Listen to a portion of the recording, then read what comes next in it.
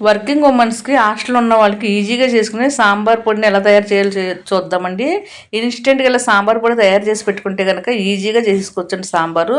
దీనికి కావాల్సిన ధనియాలు, జీలకర్ర, శనగపప్పు, మినపప్పు, పెసరపప్పు, మిరియాలు, అలాగే కరివేపాకు, ఎండుమిర్చి, కొంచెం బియ్యము, జీలకర్ర, ఒక బత్తాకాయ సైజు అంత చింతపండు, వెల్లుల్లి రెబ్బలు, ఆవాలు, మెంతులు, పసుపు, ఉప్పు, కారం, ఇంగువ తీసుకోవాలండి. ఇవన్నీ సాంబార్లో వేసుకునేవి. ఇవన్నీ ఉండడం వల్ల ఈజీగా అయిపోతుంది.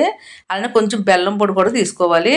స్టవ్ పైన ఒక కడాయి పెట్టుకోవాలండి. ఒక కప్పు నిండుగా ధనియాలు వేసుకుని ధనియాలని రంగు మారే వరకు వేయించుకోవాలి. మరీ ఎర్రగా వేగన అవసరం లేదు, కొంచెం వేగితే సరిపోతుంది.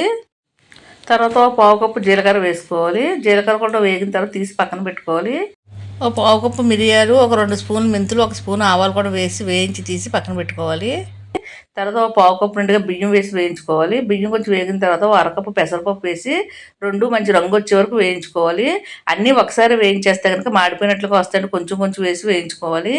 ఇవన్నీ వేగిన తర్వాత కొంచెం మినపగుళ్ళు, కందిపప్పు కూడా వేసి వేయించుకోవాలి.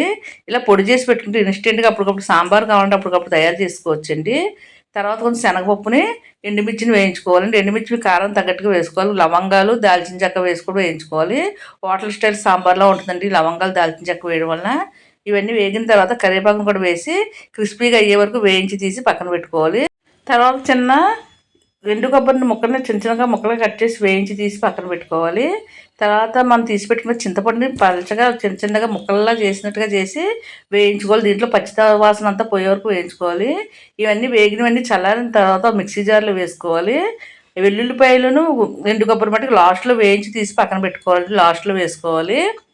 ఇవన్నీ పొడి చేసుకునే ముందర బెల్లం కూడా వేసి పొడి చేసుకోవాలి. సాంబార్లో బెల్లం పొడి వేసుకోవడం వల్ల సాంబార్ మరింత రుచిగా ఉంటుంది. తర్వాత దాంట్లోనే ఒక స్పూన్ నిండుగా పసుపు వేసుకోవాలి. 2 స్పూన్లు కారం వేసుకోవాలి. 2 స్పూన్లు సాల్ట్ వేసుకోవాలి.